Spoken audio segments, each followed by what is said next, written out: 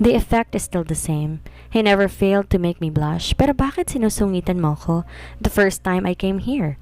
Kunwari nagtatampong sabi ko, because I feel like you don't like me. Ano bang kinuha mo? Anyway, you told me hindi mo natapos yung degree mo? Architecture, sabi ko. What if I offer you a scholarship? Will you accept it? Tanong niya. Parang may humaplo sa puso ko sa sinabi niya. I didn't know na may side siyang ganito. Mabait ba siya sa lahat or sa akin lang? Of course, dahil kailangan kong mag full-time sa kanya. Nag-resign ako sa online job ko na siyang pinagkakakitaan ko ng pera para pantusto sa gastusin namin ng anak ko. Ang sweldo ko sa kanya ang ginagamit ko para sa pangailangan namin ng anak ko. No worries, may sweldo ko pa rin while studying. Sabi niya, kung magagamit lang siguro ako, sinunggaban ko na yung offer niya.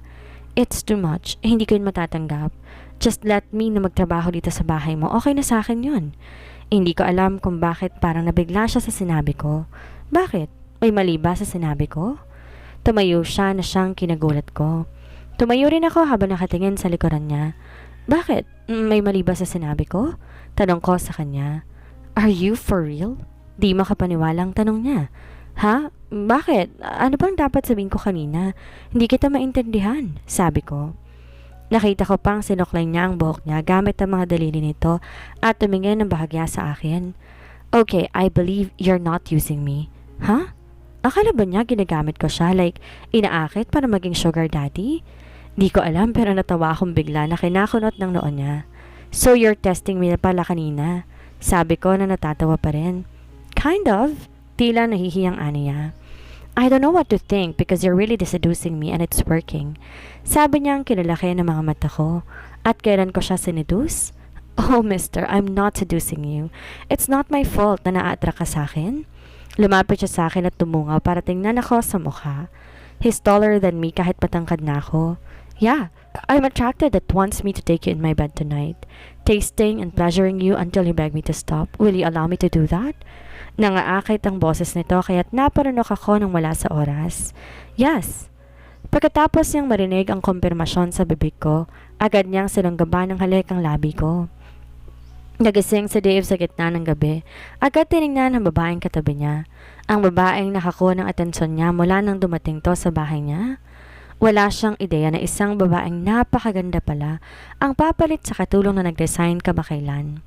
Wala siyang alam tungkol kay Zelaya na pumalit na kasambahay dahil kaibigan lang niyang pinaasikaso niya tungkol dito.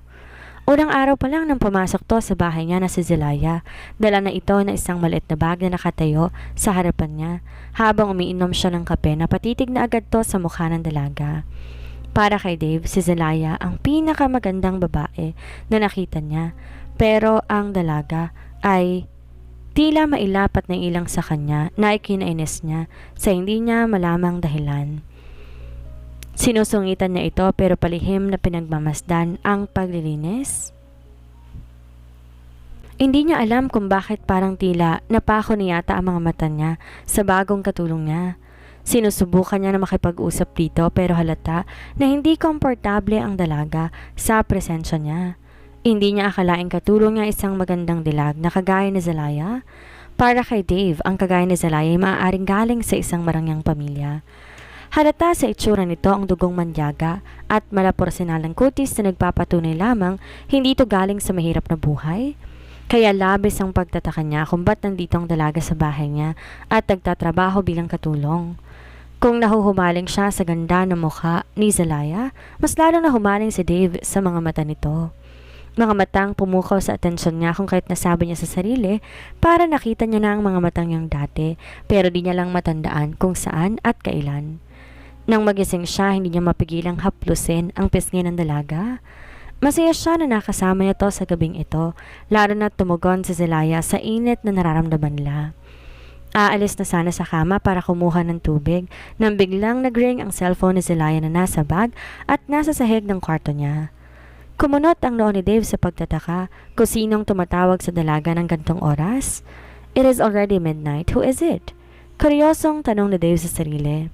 Alam niyang di magandang pakialaman ang gamit ng iba pero kinakain siya ng kuryosidad.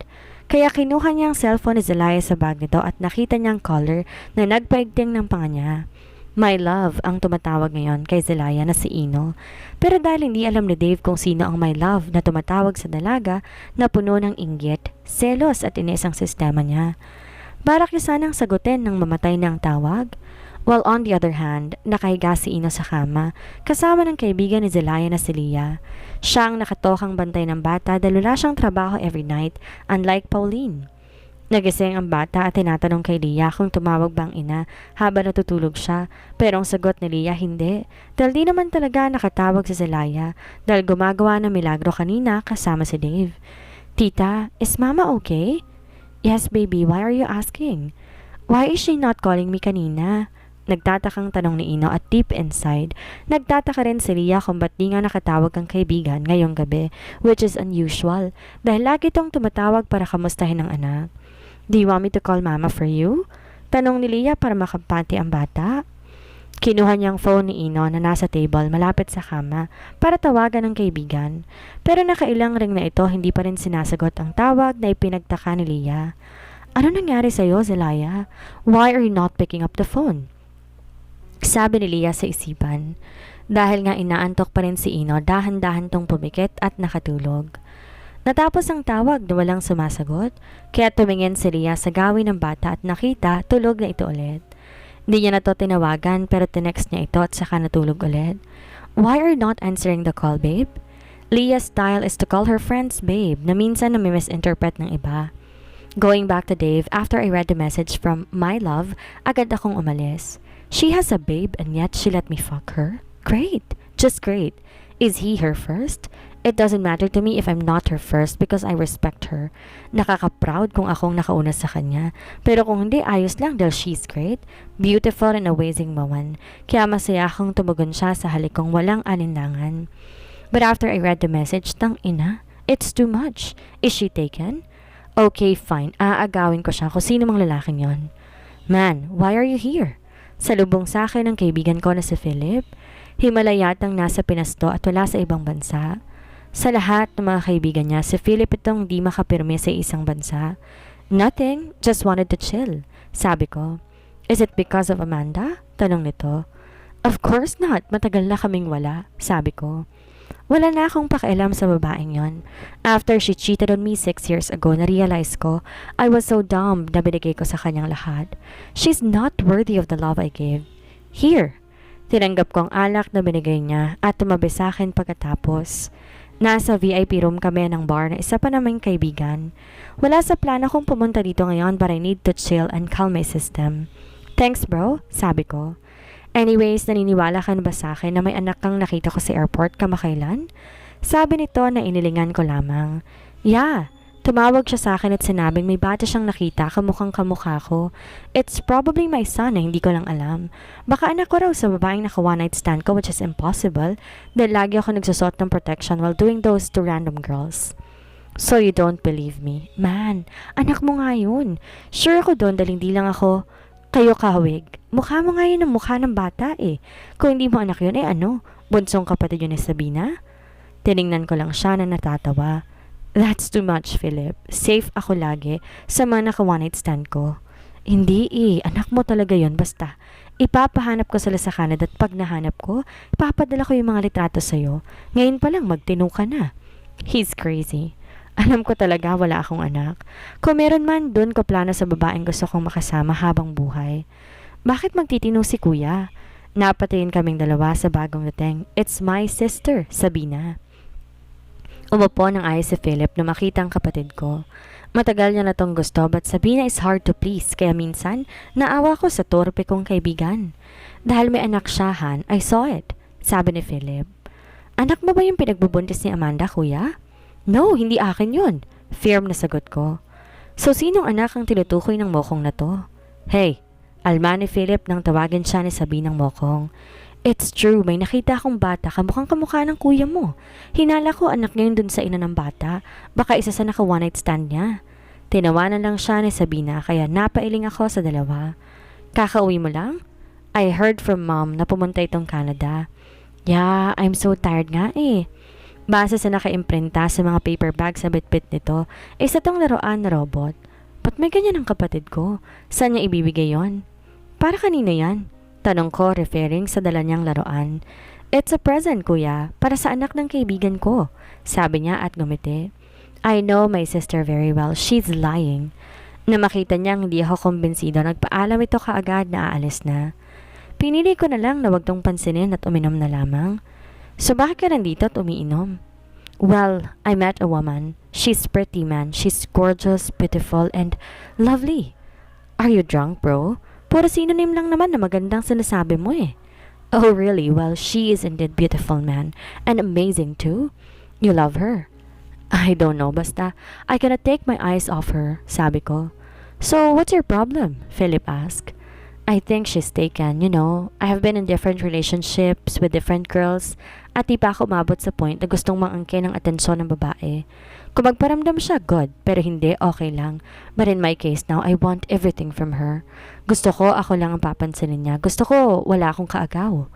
Man, you're in love. Seryosong saad ni Philip. So anong balak mo ngayon? Dagdag nito. I'm willing to be her kabit for the meantime. Balak kong agawin siya kung sino mang karelasyon niya ngayon. Man, you're crazy. It's not so you. Natatawang sabi ni Philip. Nagising ako umaga na. Kinapa ako sa Dave pero wala na sa tabi ko kaya't nagmulat ako at sinuyod ng tingin ang buong silid para hagilapin siya. Saan na kaya yun? Tanong ko sa kawalan. Kinuha ko ang cellphone ko sa ibabaw ng mesa. Pinulot ang bag kong nasa sahig pati na rin ang mga damit ko. Hinanap ko kung nasa na ang panty ko pero hindi ko na makita. Hindi ko alam saan yon tinapon ni Dave kagabi. Lumabas ako ng kwarto. Hinanap si Dave sa baba pero hindi ko pa rin siya mahagilap. Bumalik ako ng silid ko para makapagligo muna. Tsaka ako tatawagan ng anak ko. Hindi ko alam bakit umalis si Dave. Nagka-emergency ba sa kumpanya niya? Bakit di siya nagpapaalam? Pero bakit naman siya magpapaalam sa akin? Ano ba kami? Para maalis sa mga negatibong yon sa isipan ko, napagpasyan kong maligo na. Just like the usual, madali lang ako natapos maligo, so tinawagan ko ng anak ko. I miss him so much. Unang ring pa lang sinagot na agad to ni Pauline. Hello? Bungad nito, umagang umaga. Bakit ang sungit mo? Natatawang sabi ko. Wag mo kong simulan, Zalaya. San ka kagabi? At di ka raw nakatawag, sabi ni Lily. Mabuntong hininga muna ako at saka nagsalita. Nakalimutan ko rin kasi kagabi na mag-update kay Ino dahil hindi ko naman expected yung nangyari sa amin ni Dave. Sasabihin ko pag nakauwi na ako, Vine. Anyways, ayos lang naman ako eh. How about yung petsay mo? Tanong nito na kinalaki ng mga mata ko. Ang bunganga mo, Divina, ha? Kung nasa harap ko siya, alam ko na nakaikot ang mga mata nito sa akin. Oh, pakausap ako sa anak ko. Yung anak mo, ayun, di na may walay sa tita niya. Tita? Sinong tita? Sino pa ba? Si Sabina, syempre. Oh my God, dumalaw si Sabina? Nasaan sila ngayon? Kuryosong tanong ko. Nasa sala, naglalaro. May pasalubong na dala tong si Sabina sa... Ay mali, scratch that. Dinala na yata ni Sabina ang buong factory sa bahay. Natawa ako sa sinabi ng kaibigan ko. Ay yung anak ko, kumusta? Ayun, kinukulit ako. Bakit daw hindi ka tumawag sa kanya kagabi? Pero nung dumating yung tita niya, nalimutan niya ata pati ikaw. Halatang iniinis ako na inilingan ko na lamang. Sige, salamat. Tatawag na lang ko mamaya. Huwag ka na magselos dyan. Panunuya ako. Nagsiselos? Sino? So ngayon, dahil mag-isa lang ako at di ko mahanap si Dave, magluluto na lang siguro ko para makakain. Mamaya ko na lang lalabhan ang mga labahin niya. 6:00 na ng gabi at wala pa rin si Dave. Di ko kayang isipin yung bad side na kaya siya umalis kasi nakuha na niya ang gusto niya. Just like what I did 6 years ago nang iniwan ko na siya. Pero hindi naman eh. I am still here sa bahay niya. Umalis man siya na ilang araw. Bahay pa rin ito at uuwi siya dito. So why am I bothered now sa fact na iniwan niya ako after what we did last night? Nagawa ko lahat ng diversion pero wala pa rin effect. So I decided to sit down and waited for him. Sa malaking bahay na ito, ikaw lang mag-isa. Mapapa-overthink ka talaga. Lumipas ang oras at mas lalo akong kinakabahan. Nang may marinig akong bosina sa labas, agad akong lumabas para tingnan ito. Dumating na si Dave. Pinagbuksan ko siya ng gate. Pumasok ang itim na sasakyan niya. Hindi pa man to nakakarating sa garahe, huminto na ang sasakyan. Lumabas si Dave na halatang lasing. Kaya't dali-dali akong lumapit sa kanya para alalayan siya at hindi na matumba. My baby. Sabi niya na makalapit ako sa kanya. Lumingon siya ng bahagya sa akin at hinawakan ako sa pisngi. Sinikap kong dalhin ang bigat niya papasok ng bahay. Hindi ko alam kung bakit to naglasing. Maayos naman kami kahapon. Naayos namin yung pag-aalboroto niya kagabi. Na makapasok sa sala, agad kaming pumasok sa sofa. Inayos ko muna siya ng upo at dali-dali, kumuha ng isang palangganang tubig at malinis na face towel para punasan siya. Mapula ang buong mukha nito, tanda na babad ito sa alak. Why are you so pretty? Pilit niya akong inaabot pero dahil pinupunasan ko siya, umiilag ako na kinakunot ulit ng noon niya. Naiinis na naman to. Why avoiding me? Malditong tanong nito. Di ko siya pinansin at hinubad ang tsinelas niya at pang itaas na damit. Kuha tayo ng damit mo sa taas para hindi ka ginawin. Sabi ko. Umiling siya. Ayaw, upo ka muna. Umupo ako sa tabi niya at umiling na naman siya. Wag dyan, ayoko dyan, sabi niya. Dito ka, sabay tap sa lap niya. Umikot pa ang mata ko sa kakulitan niya pero sumunod na rin. Bakit pa ba kasi naglalasing ito? Bakit ginawin ka ha? Pili ka muna ng damit, sabi ko. Ayoko. At pagkatapos yumakap siya sa akin at sinubsob ang mukha sa leeg ko. Bakit ka ba naman kasi naglalasing? Tanong ko dito. Curious din naman kasi ako kung bakit nga ba siya naglalasing. Ayoko kasi na may kahati. You're taken. But I don't want you to be taken by someone else. Gusto ko taken ka dahil sa akin. Gusto ko akin ka? Namula ako sa sinabi niya. He is really impossible. Parang bata. Sobra pa yata eh. Sino ba nagsabi sa'yo na taken ako? There is someone in your contact calling you kanina. I got so curious so I took your phone inside your bag even though it's wrong. Nakapout na sabi nito. So siya pala ang naglagay ng phone ko sa ibabaw ng mesa. Sino bang tumatawag sa akin? Tanong ko. Your love. Sabi niya at agad na sumama ang timpla ng mukha. Halatang hindi gusto ang nangyari kagabi. Di ko na mapigilan na matawa dahil doon. Seriously? Nagsiselos siya ay anak naman niyang tumatawag. Why are you laughing at me? Naguguluhang tanong niya. Because you're funny, sabi ko. Break up with him, utos niya. Grabe, nakakabaliw tong sitwasyon namin eh. Sorry Dave, but I can't. Sabi ko, pinigilan ng matawa. Bumalatay naman sa mga mata niya ang sakit, selos at pagkadismaya. Is he in love with me? Ang bilis naman ata. Aaminin ko sa sarili ko, attracted ako sa kanya. Noon pa man hanggang ngayon pero, do you love him? Tanong niya. Tumango ako bilang sagot.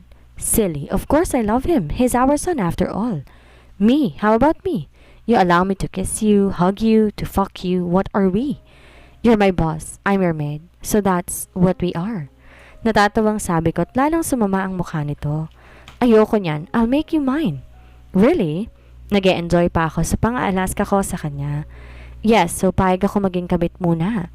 Sabi niya at yumakap sa akin ng mabuti. Baby, mahinahong sabi nito na nagpalakas ng kabog sa dibdib ko. Yes? Nothing. It's just so nice to call you that. Yeah, I agree. Nakakakaba but at the same time nakakagaan sa pakiramdam. I'm hungry, reklamo niya. Yan kasi, selos pa. Nagluto ko, gusto mo kumain muna? Tanong ko nang malumanay sa kanya. Tumango naman siya kaya tumayo ako para alalayan siya sa pagtayo. Sakto lang pala, tinolang niluto ko para mainitan ng tiyan niya. Buong araw sigurong uminom to ng alak. Agad ko siyang inasikaso. Nilagyan ng kanin sa plato at isang bowl na sabaw na may isda. Si Dave naman nakatutok sa ginagawa ko, particularly sa akin. Di ko alam kung bakit pero hinayaan ko na lang. Kumuha rin akong tubig at baso para sa inumin niya. Bakit ka nakatingin? Tanong ko. Nothing baby, you're just pretty and perfect. Seryosong sabi niya na nakatitig lamang sa akin. Just simple words pero agad namula ang mukha ko. Nang mapansin niya ang reaksyon ko, ngumiti siya at nagsimulang kumain. How is it? Masarap ba? Yes, pero mas masarap ka, sabi niya. Okay, what's with him? Bakit ang dami niyang pampakilig na baon? Sige na, kumain ka na. I cooked it for you, sabi ko. Tumango siya at maganang kumain na kinangiti ko na rin. I wonder ano kayang reaksyon ni Dave kapag nalaman niyang may ino sa mundo na galing sa kanya. Magagalit kaya siya sa akin? Matutuwa ba siya? Tatanggapin ba niya si Ino o itatakwil? I found the one na gusto kang pakasalan. Sabi ni Dave sa sarili habang nakatitig kay Zelaya na inaasikaso siya sa pagkain. Para kay Dave, ang mga gaya ni Zelaya ay mga taong di dapat pakawalan. She is a wife material na dapat alagaan. She's perfect. She's going to be a perfect wife and a mother to our children.